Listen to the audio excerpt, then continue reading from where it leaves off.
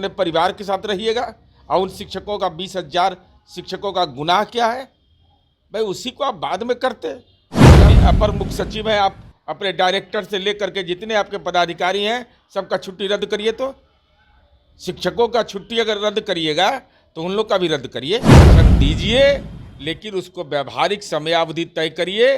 और अगर यही मापदंड है तो अपर मुख्य सचिव सहित तमाम पदाधिकारी जो शिक्षा विभाग के, उनका रद्द करिए। नमस्कार, आप न्यूज़ नेशन देख रहे हैं, मैं हूं आपके साथ वंदना।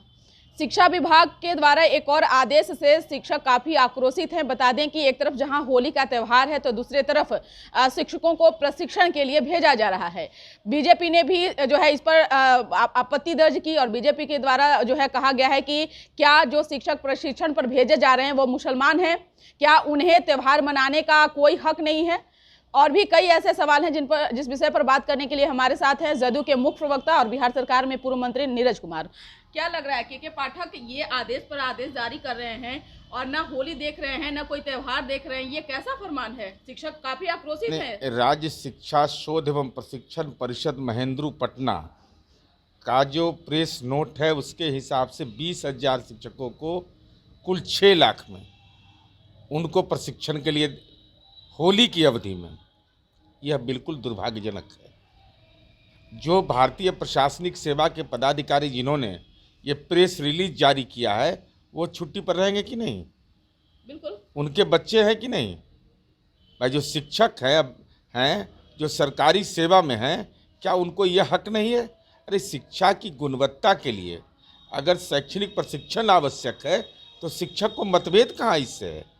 लेकिन आप होली के समय, दशहरा के समय, तीज के समय, यह कोई व्यवहारिक निर्णय लेना चाहिए ना। और आप उसकी पात्रता खुद में नहीं कायम कर रहे हैं, आप कैसे छुट्टी लीजिएगा? भारतीय प्रशासनिक सेवा के आप है तो आप तो राजकीय छुट्टी मनाइएगा, आप अपने परिवार के साथ रहिएगा। और उन शिक्षकों का 20,000 शिक्षकों का गुनाह क्या है भाई, उसी को आप बाद में करते या उसका कोई व्यवस्थित आकार देते।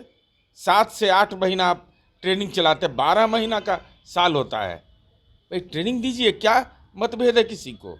लेकिन ये तरीका बहुत ही गलत है।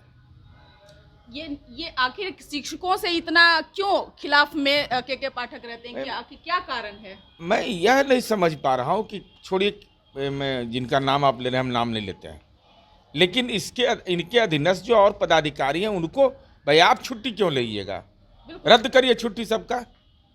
माननीय अपर मुख्य सचिव हैं आप, अपने डायरेक्टर से लेकर के जितने आपके पदाधिकारी हैं सबका छुट्टी रद्द करिए। तो शिक्षकों का छुट्टी अगर रद्द करिएगा तो उन लोग का भी रद्द करिए। तो वहाँ नहीं रद्द करिएगा, ये दोहरा मापदंड नहीं चलने वाला है।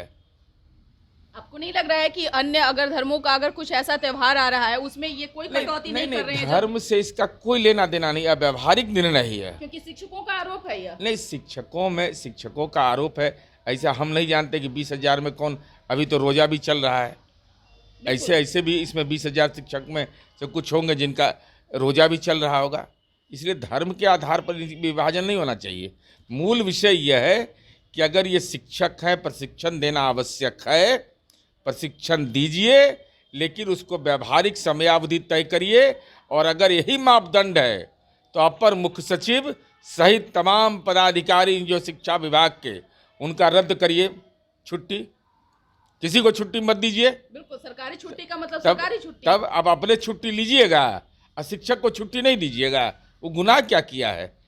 आप कंपटीशन दे के आए हैं, वो आया है पैरवी से आया है, जमीन दे के नौकरी लिया है, अरे वो भी परीक्षा दे करके आया है ना, उसकी डिग्री की जांच हुई है ना, कि पैरवी पर आया है, अनुकंपा पर बहाल हुआ है। जो शैक्षणिक अहर्ता है उसको पूरा करके वह नौकरी कर रहे हैं वो लोग। बीपीएससी क्वालिफाई करके गया है। ऐसा नहीं है कि आप अंतिम सत्य हैं। आप भाई, मैं पूछ रहा हूं कि आप अपनी छुट्टी क्यों नहीं रद्द करते हैं? आप 3 दिन 4 दिन कैसे चले जाते हैं बाहर? आपको भी नहीं जाना चाहिए। आप अपने पात्रता सिद्ध नहीं कर रहे हैं और शिक्षकों पर आप जबरदस्ती कर रहे हैं। होली जैसा त्यौहार है, सब लोग अपने परिजनों के साथ रहता है, उनका गुनाह रमजान की अवधि है, बिल्कुल। कि सुबह 4 बजे से लेकर 3 बजे से लेकर के शाम तक पानी नहीं लोग पीता है। अब इस स्थिति में आप इस ढंग का फैसला लिया जाना बिल्कुल अव्यावहारिक है और हम समझते हैं कि अपर मुख्य सचिव को इस पर स्पष्टीकरण देना चाहिए कि आप अपने अधीनस्थ कर्मियों की छुट्टी क्यों नहीं रद्द करते। के पाठक एक इकलौते ऐसे अधिकारी हैं, पदाधिकारी हैं कि ना तो वो सरकार की बात मानते हैं और न ही खुद कोई ऐसा डिसीजन लेते हैं, उस पर किसी की राय लेते हैं। क्या यह बात मुख्यमंत्री तक नहीं पहुंची? क्या हम यह नहीं जानते। जैसे शिक्षकों का टाइमिंग का सवाल है, तो टाइमिंग माननीय मुख्यमंत्री जी ने घोषणा कर दिया, उसके बाद आप पत्र निकालिए नहीं निकालिए उसका कोई मतलब नहीं निकलता है।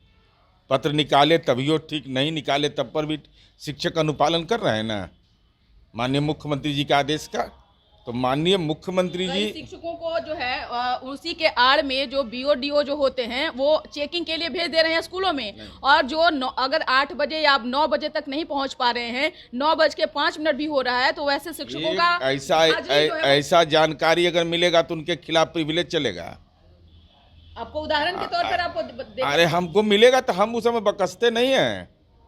बिना मुख्यमंत्री जी का सदन में किया गया घोषणा, उसका अनुपालन अगर कोई शिक्षा विभाग का पदाधिकारी नहीं करेगा, इस मामले में कि माननीय मुख्यमंत्री जी ने कहा है कि 20 मिनट पहले 25 मिनट पहले जाएगा शिक्षक और 25 मिनट बाद 15 मिनट बाद छोड़ेगा स्कूल, इसके बीच में अगर इसके पहले कोई भी इस रंग की गड़बड़ी करेंगे तो कानून के अनुसार नप जाएंगे। कई शिक्षक जो है इससे अपने आप को प्रताड़ित महसूस कर रहे हैं, चाहे वो कॉलेज के हों, स्कूल के हों या फिर विश्वविद्यालय के हों। नहीं, जो विद्यालय के बारे में माननीय मुख्यमंत्री जी ने कहा है कि 15 मिनट पहले आना है, अब 15 मिनट बाद छोड़ना है।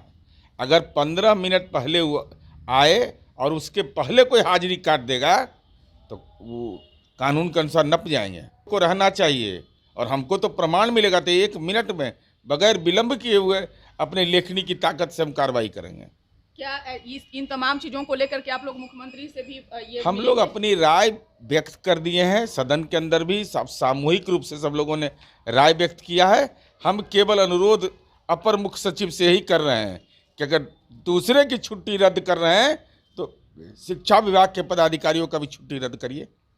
अगर हिम्मत है आप में, आप अपने आप को कहते हैं कि हम बहुत मजबूत अफसर हैं, ईमानदार अफसर हैं, तो रद्द करिए जरा सा। दोहरा मापदंड नहीं चलेगा, शिक्षक के लिए अलग मापदंड, कर्मियों के लिए अलग मापदंड। बहुत बहुत शुक्रिया बात करने के लिए। तो आपने सुना कि क्या कुछ कहना था जदयू के मुख्य प्रवक्ता नीरज कुमार का। आप क्या सोचते हैं, अपना ओपिनियन जरूर कमेंट बॉक्स में दीजिएगा। धन्यवाद।